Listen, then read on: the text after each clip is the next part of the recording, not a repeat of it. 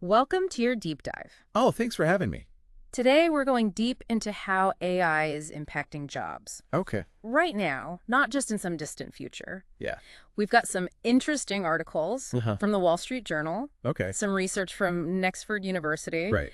and even a piece from The Atlantic Oh, cool. that poses a really interesting question. I'm interested to hear about that. Yeah, it's going to be good. So it seems like we've got a lot of ground to cover. Yeah, these sources offer a lot of different perspectives on how AI is already changing things, Yeah, especially for people in the workforce. absolutely. It's a hot topic. So our mission is to uncover how people are already using AI in their work, Okay. what kinds of jobs are most likely to be affected, Right. and the skills you'll need to thrive in this new world. I think a lot of people are wondering about that. Yeah, but we're not just after information overload here. No. We want you to walk away with some aha moments Yeah, for sure. about AI's real-world effects. It's about going beyond the headlines and understanding the deeper trends Right. that are shaping the future of work. Let's start with some real-world examples Okay. of how people are using AI right now. I'm all ears. The Wall Street Journal had a fascinating piece Oh, yeah? with stories from their readers. Always good to hear from people on the ground. One that really caught my eye was about a college professor Oh, wow. who's using AI to create podcasts of their lectures instantly. Interesting. Imagine turning class notes into audio Wow. in minutes. That's incredible. It could change the way students learn, Yeah, it could be a game changer. especially for students who learn better by listening. Right. It also makes you wonder Yeah. about the role of the professor in that kind of setting. That's a great point. And it's not just happening in academia. Okay. A mechanical engineer talked about using AI, Really? like a seasoned colleague, Okay. to double-check complex equations. It's like having another expert looking over your shoulder, Yeah. which could drastically reduce errors. That makes sense. It shows how AI can augment human capabilities, Yeah. not just replace them. That's a good distinction. And it shows how AI literacy is becoming important, even in highly technical fields. Right. It's not just about coding anymore. I see. It's about understanding how to use AI as a tool Okay. to enhance your work. To make you better at what you do. Exactly. Yeah. Then there was an executive coach Okay. who uses AI to analyze their clients' companies. Oh, wow. It can synthesize information Okay. from websites and social media Oh, interesting. to figure out the company's core values. I never would have thought of that. Me neither. It's fascinating. It shows how AI is changing research and data analysis. Yeah. AI can process so much information that it can find patterns and connections Right. that humans might miss Oh, I see. and then apply them in unexpected ways. So it's not just about speed. Right. It's about finding insights Exactly. that we might not see on our own. And it's not just those examples. Okay. People are using AI for scheduling, Oh, yeah. medical assistance, Wow. even writing pitches for speaking engagements. It's everywhere. It's impacting so many different types of work. Yeah, it really makes you wonder, It does. what does this mean Mm-hmm. for the job market as a whole? Right. Like, what's the big picture here? Well, Oxford University cited a Goldman Sachs report that said AI could replace the equivalent of 300 million full-time jobs Wow. globally. That's a mind-boggling number. It's huge. But those large numbers can be alarming. They can. We need to look at the nuances. Okay. The World Economic Forum Mm-hmm. predicts that 97 million new roles will emerge Okay. because of AI and automation. So it's not just about jobs disappearing. Right. It's also about new ones being created. Exactly. But the big question is, what kinds of jobs are we talking about? That's the key question. Oxford University listed several jobs Oh, that are highly susceptible to automation. like what? Customer service reps, Mm-hmm. receptionists, Right. accountants, Makes sense. salespeople, research analysts, Okay. warehouse workers, Got it. insurance underwriters, Oxy. and even retail positions. Wow, that's a pretty wide range. It is. It goes beyond what people typically think of Yeah. as automatable jobs. And it's not just blue-collar jobs either. Oh, really? A study mentioned in a DataCamp article Okay. found that even white-collar workers Okay. earning up to $80,000 a year Wow. could be impacted. So we're not just talking about Yeah. entry-level positions here. We're looking at a potential shift across the entire job market. It really highlights how AI is blurring the lines between what we traditionally consider blue-collar and white-collar work. So the key takeaway here isn't to panic, No, definitely not. but to understand the underlying trends, what makes these jobs susceptible. Right, what's the common thread? It's not just about income level. No. It's about the types of tasks involved. The tasks, okay. So what are those tasks? What should people be thinking about? Jobs that involve a lot of repetitive tasks or data analysis are particularly vulnerable. Okay. That's where AI excels in finding patterns and executing tasks based on those patterns. I see. So it's not about specific job titles. Right. It's about understanding the core tasks Exactly. that AI can handle. But that doesn't mean we're all doomed, right? No, not at all. There are jobs that AI struggles with. Okay. And those are likely to remain in demand Yeah. for the foreseeable future.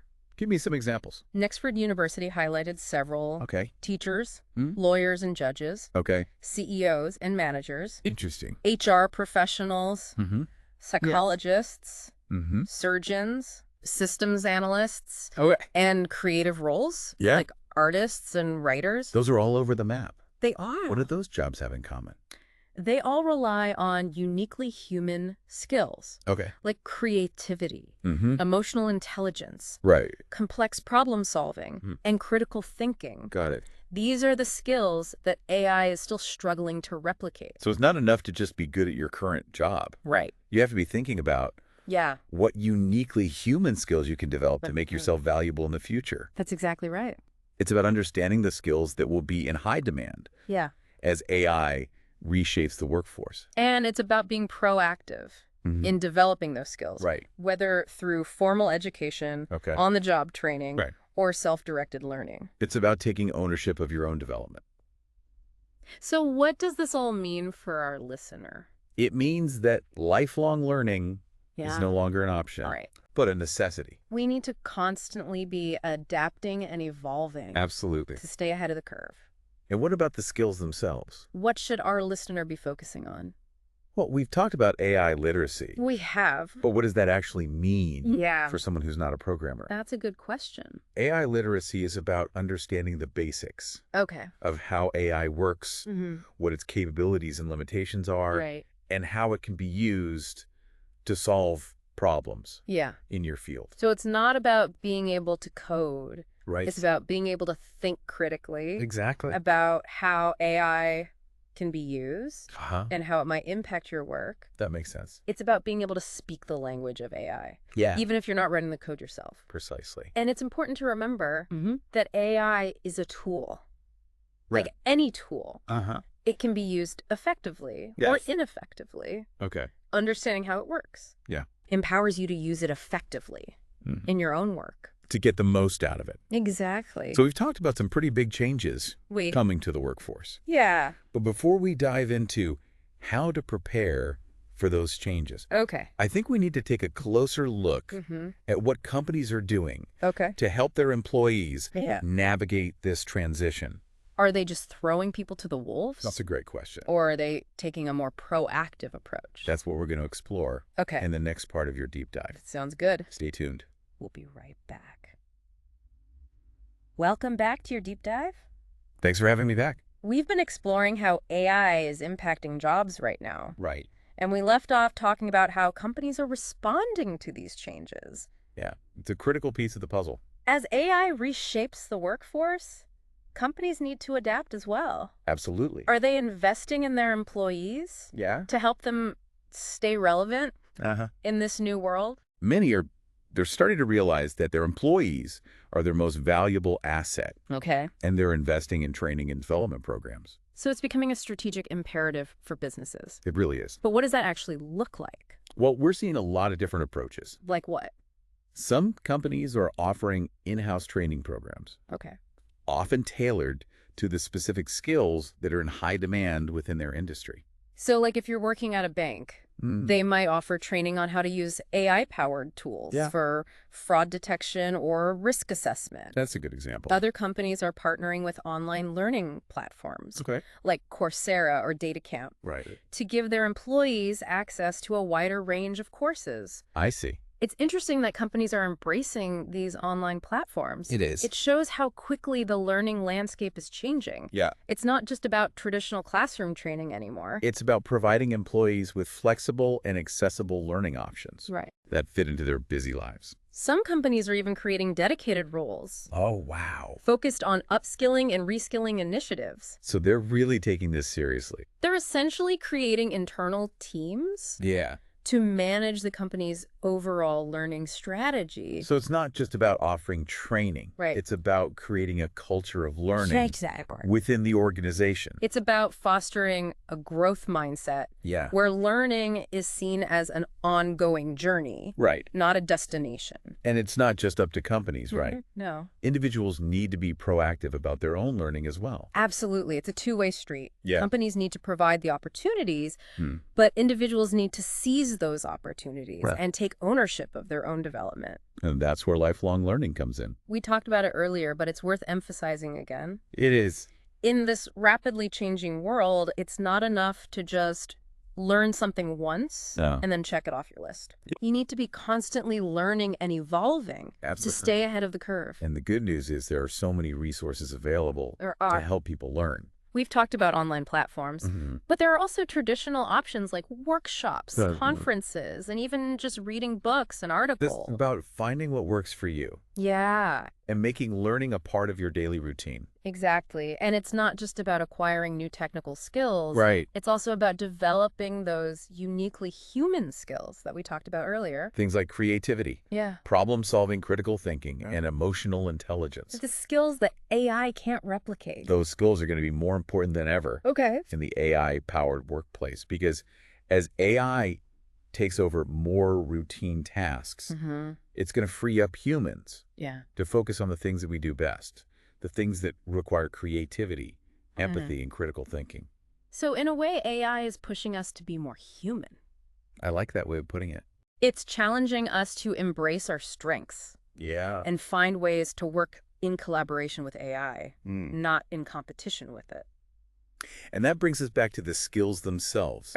What are some specific things our listener can do to start developing those essential skills? I think that's what a lot of people are wondering. Well, first, I'd encourage them to think about their current role.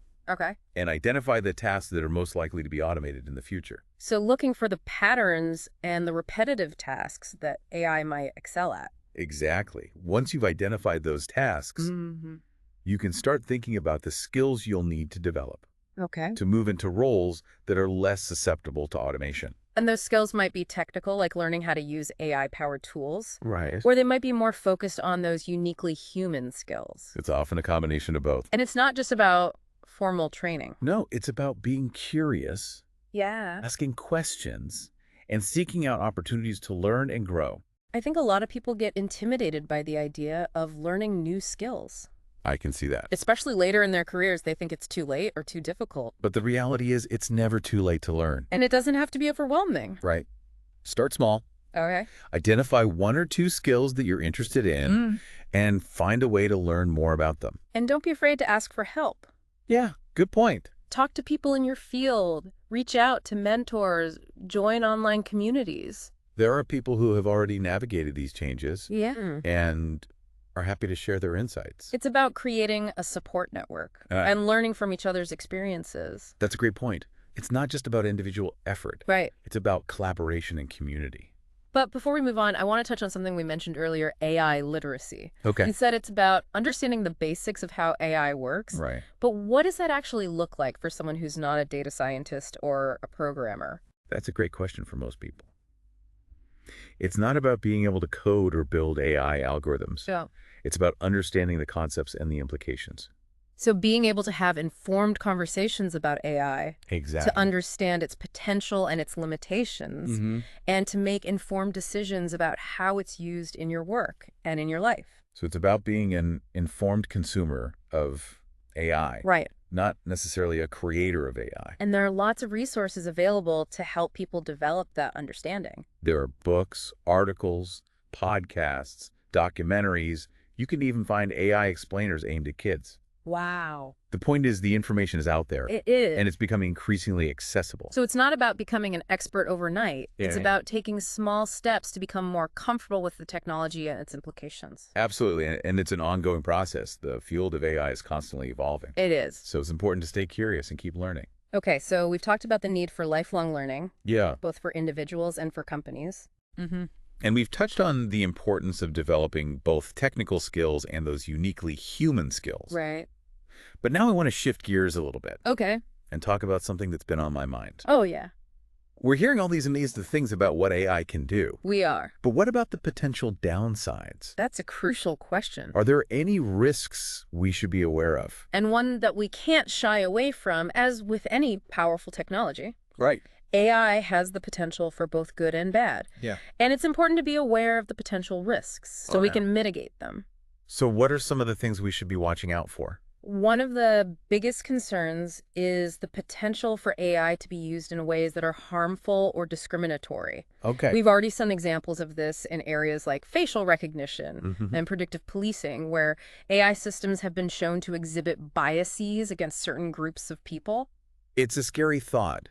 If the data that AI is trained on reflects existing biases in society, then the AI systems themselves are going to perpetuate those biases. That's exactly right. And it's a complex problem to solve. It is. Because it requires us to address not just the technical aspects of AI, but also the underlying societal issues that contribute to bias and discrimination.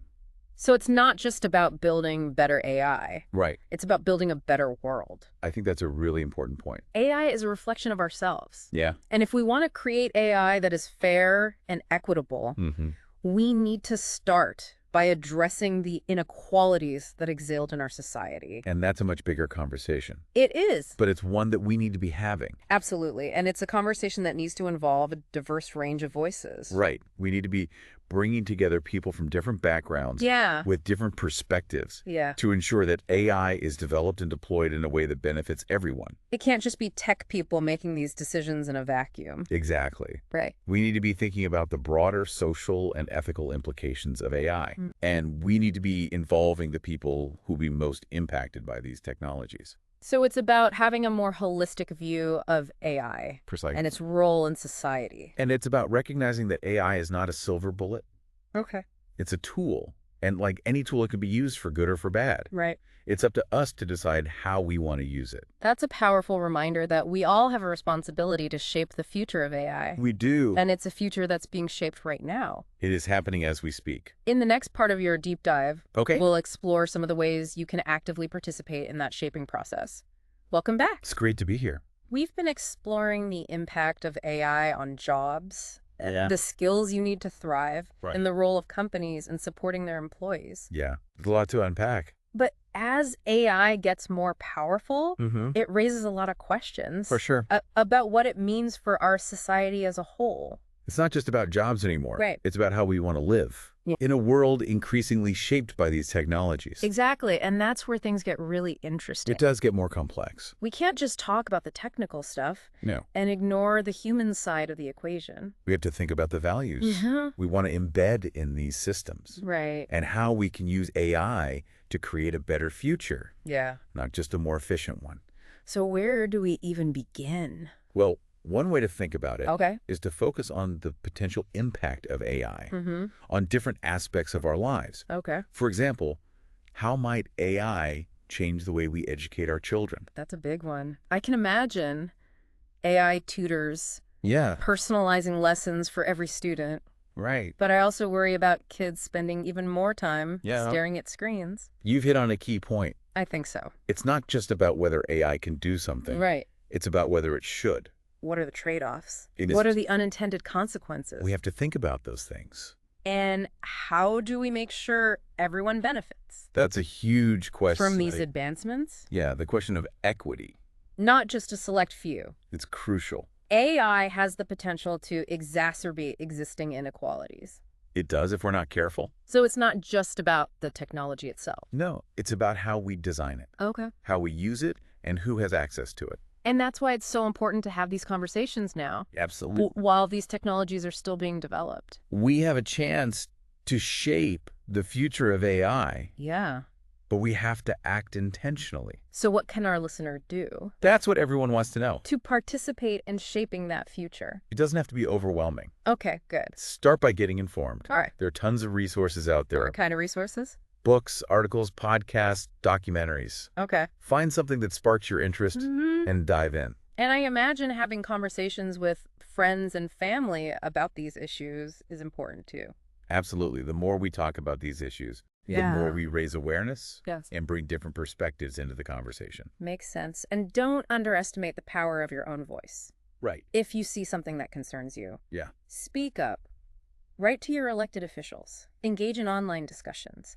Support organizations that are working to ensure AI is used responsibly. It's about being an active citizen in the digital age. And that's something we can all do. And remember, you don't have to have all the answers. That's good. Just be curious, ask questions. Yeah. And be willing to engage in thoughtful dialogue.